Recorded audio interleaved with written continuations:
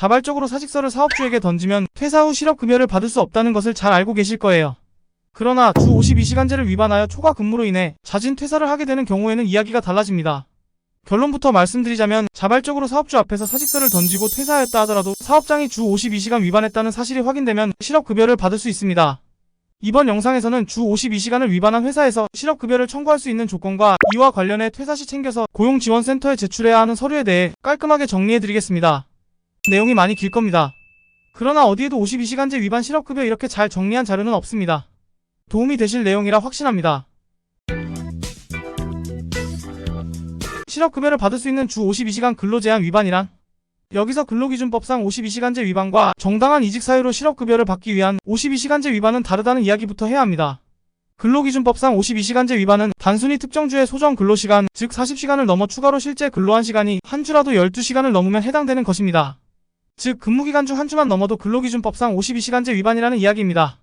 이와 달리 정당한 이직 사유로 실업급여를 받기 위한 52시간제 위반은 특정 주 한 주만 12시간을 넘어서는 것이 아니라 이직 전 1년간 비연속적이더라도 9주 이상 12시간 이상 근로를 한 경우로, 예를 들면 2024년 12월 31일까지 근무한 경우 그해 11월에 2번, 9월에 3번, 8월에 2번, 6월 3번, 4월 2번 연속적이지는 않지만 이직 전 1년 내에 9번 이상 해당 주가 52시간 넘게 근무하였다는 경우나, 아니면 이직 전 1년 안에 연속된 9주를 단위 기간으로 그 단위 기간 1주 평균 연장 근로시간이 12시간을 넘는 경우, 예를 들면 앞에서 말한 것처럼 2024년 12월 31일까지 근무한 경우 10월 1주 50시간 근무, 2주 48시간 근무, 3주 46시간 근무, 4주 60시간 근무, 11월 1주부터 5주까지 60시간을 근무한 경우 9주 연속으로 52시간제를 위반하지는 않았지만 해당 주 평균이 56시간으로 주 52시간제를 위반한 경우 두 가지 중 하나에 해당해야만 52시간제 위반으로 실업급여를 받을 수 있습니다. 다시 말해 사업주가 52시간제 위반으로 처벌받았다고 해서 무조건 52시간제 위반으로 실업급여를 땡길 수 있는 것은 아닙니다. 이 개념 반드시 머리에 탑재되어 있어야 합니다. 무턱대고 사직서 던지면 안 된다는 이야기입니다. 반드시 전문가와 상의하고 던지셔야 합니다. 다음으로 요건 관련 추가적인 체크할 내용을 정리해 설명을 드리겠습니다.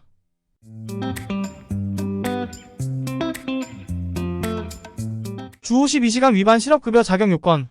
퇴사 전 1년 이내 9주 이상 주 52시간제 위반. 방금 말씀드린 대로 실업급여를 받기 위해서는 퇴사 전 1년 이내에 9주 이상 주 52시간을 초과하여 근무해야 합니다. 퇴사 전 1년이 아니라 2년 전 위반은 9주가 아니라 18주라도 이런 사실관계로는 실업급여를 청구할 수 없습니다. 근로시간 초과 기록 제출. 실업급여를 받기 위해서는 근로시간 초과에 대한 객관적인 자료가 필요합니다. 이를 위해서는 급여 명세서, 출퇴근 기록부, 근로계약서 등의 자료를 제출해야 합니다.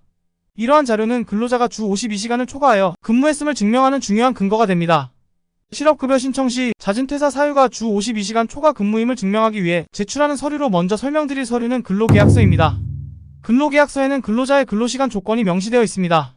대부분 사업주가 근로계약서에 약정 연장 근로 12시간을 기재하지 않는 경우가 많습니다. 그러나 고용지원센터에 제출해야 하는 이유는 소정 근로시간, 즉 주 40시간을 확인하고 약정 휴게시간대를 확인하기 위해서입니다. 다음으로 문제 근무기간 급여 명세서입니다. 9주간의 초과 근무가 있었던 급여 명세서를 제출해야 합니다.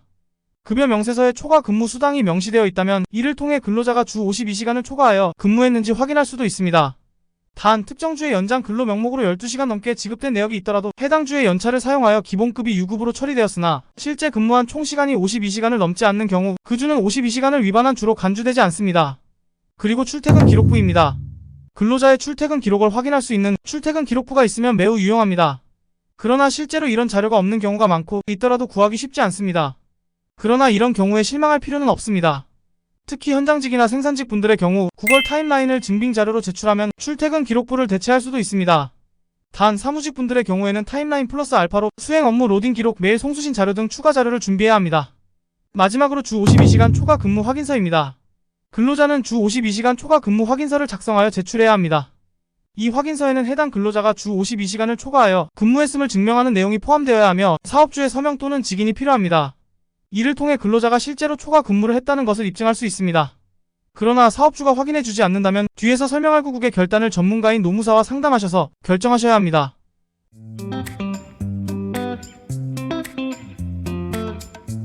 (52시간제) 위반으로 퇴사 결정 시 체크포인트. 유의사항 1. 사업주 확인 필수 문제. 제출하는 서류에 사업주의 확인이 있으면 매우 좋습니다. 앞에서 말한 출퇴근 기록부나 근로자 작성 확인서에는 사업주의 직인 또는 서명이 있고 사업주가 서류의 내용을 인정하고 있다면 매우 유리합니다. 그러나 그런 경우는 드뭅니다. 그렇다고 실제로 해당 사업장이 52시간 위반이 맞다면 너무 걱정할 필요는 없습니다. 노동부의 52시간제 사항 근로기준법 위반으로 진정을 넣어서 문제를 해결할 수도 있습니다. 유의사항 2. 증빙자료 부족 시 노동청 진정. 근로자가 직접적으로 증빙할 자료가 부족한 경우에는 노동청에 진정을 제기하여 주 52시간 초과 근무에 대한 확인을 받을 수 있습니다. 이를 통해 미지급된 연장 근로수당도 받을 수 있으며 실업급여 신청을 위한 근거를 마련할 수 있습니다. 단 여기서 주의하셔야 할 것은 노동부 근로감독관이 조사하는 것은 근로기준법상 특정 주 52시간을 위반하였는지만을 조사할 뿐 실업급여 요건에 해당하는 52시간제 위반을 조사하지 않는다는 점을 인지하고 노동부 조사에 출석하고 응하셔야 합니다. 무턱대고 감독관에게 실업급여 받게 해달라 하는 것은 아닙니다. 주 52시간 초과 실업급여 진행이 필수 체크포인트. 주의사항 1. 근로시간 제한 예외 업종. 특정 업종으로 육상운송업, 수상운송업, 항공운송업, 기타 운송서비스업, 보건업 즉 병원에서 근로자 대표와 서면 합의한 경우 주 52시간 초과 근무가 합법적으로 허용될 수 있습니다. 이런 특례 업종에 해당하는 경우 주 52시간 초과 근무를 했더라도 실업급여 신청이 불가할 수 있습니다. 주의사항 2. 상시근로자 5인 미만 사업장. 상시근로자 5인 미만의 사업장은 주 52시간 근로제 적용을 받지 않습니다. 따라서 이러한 사업장에서 근무한 경우에도 주 52시간 초과 근무로 인한 실업급여 신청이 사실상 불가능합니다. 주의사항 3. 탄력적, 선택적 근로시간제 등 유연 근무 적용 사업장. 적법하게 절차를 지켜 탄력적 근로시간제나 선택적 근로시간제 등 유연 근무제를 시행한 경우에는 특정 주나 구주 평균 주 52시간이 넘는다고 하여도 실업급여 신청이 불가능합니다. 이상으로 주 52시간 초과 실업급여 자진 퇴사 제출 서류에 대해서까지도 싹 다 말씀드렸습니다.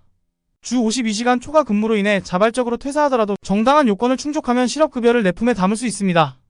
퇴사 전 1년 이내 9주 이상 주 52시간을 초과한 근무를 입증할 수 있는 서류를 철저하게 준비해야 하며 대부분의 경우 고용노동부에 진정을 해야 하는 경우가 많으므로 전문가인 공인노무사를 통해 조언을 받고 진행하는 것이 현명할 것입니다. 그리고 매우 중요한 내용인데요. 구독과 좋아요에 목말라 영상을 만든 부산산지노무사였습니다. 부탁 올립니다. 구독 감사합니다.